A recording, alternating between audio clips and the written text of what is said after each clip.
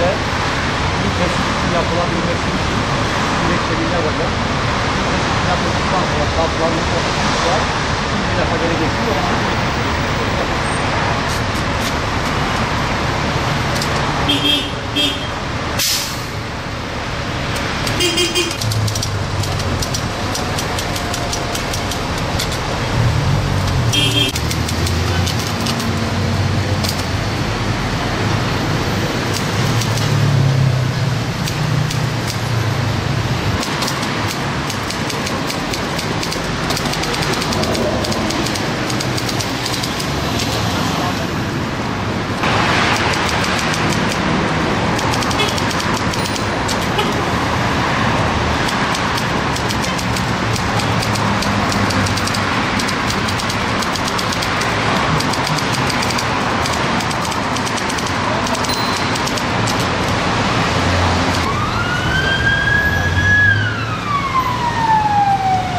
Hayırlı.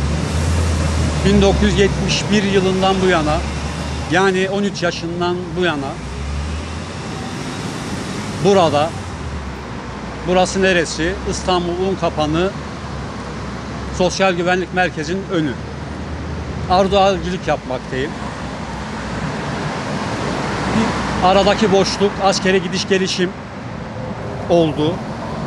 Sermayem olmadığından, başka da yapacak bir işim olmadığından dolayı bu yıla kadar, yani 2018'e kadar burada arduacılık yaparak yaşantımı devam ettirmeye çalıştım.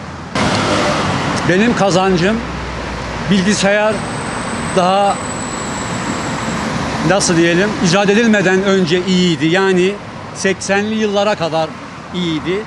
80'li yıllardan sonra bilgisayarın hayatımıza girişi itibariyle günme gün bizim işlerimiz azalmaya başladı. Bugün için bitme noktasında. Onu söyleyebilirim. Çünkü artık birçok şey internet üzerinden hallediliyor. Birçok şey başvuru artık dilekçeyle değil, yine internet üzerinden neticeleniyor. Velhasılı bugün artık buraya ben vakit geçirmek için geliyorum. Yani kazanç elde etmek için değil de evde oturmaktansa gelip burada vakit geçiriyorum ama maksatla geliyorum. 90'dan sonra da artık bu süreç hızlandı. Bugünün bu konuyla ilgili cevabı artık bitiş noktasına, bitme noktasına geldi. Onu söyleyebilirim. Ben evde oturmaya alışkın bir insan olmadığım için yağmur da yağsa, kar da yağsa hiç müşteri gelmeyeceğini bilsem de ben gelip burada 3-4 saatimi geçiriyorum. Bu 3-4 saatlik zaman dilimi içerisinde bir müşteri geliyor, 2 müşteri geliyor. Bazen siftahsız tezgahı kapatıp gittiğim oluyor. Yani netice itibariyle bu rızk meselesi, bir nevi ticaret. Kazancımın olduğu gün oluyor, kazancımın olmadığı gün oluyor. Bu şekilde günümü geçiriyorum. Peki memnun musunuz işinizden? Çok memnunum. Çünkü bu işi yapmasaydım başka ne yapabilirdim diye zaman zaman kendi kendime düşünüyorum. Yani başka da bir şey yapamazdım. Hiçbir mesleğim yoktu. Babadan intikal etmiş mal varlığı yoktu. Ben buradan edindiğim gelirle 4 tane çocuk okuttum. Ki 4'ü de yüksek okul mezunu. Halihazırda okuyan bir çocuğum halihazırda tahsile devam etmekte Beykent Üniversitesi'nde. Geçimimi sağladım. Şikayetim yok. Gayet hayatımdan memnunum. Saatim yerinde. İnsanlara hizmet ettim. Tabii bunun da bir karşılığı oldu.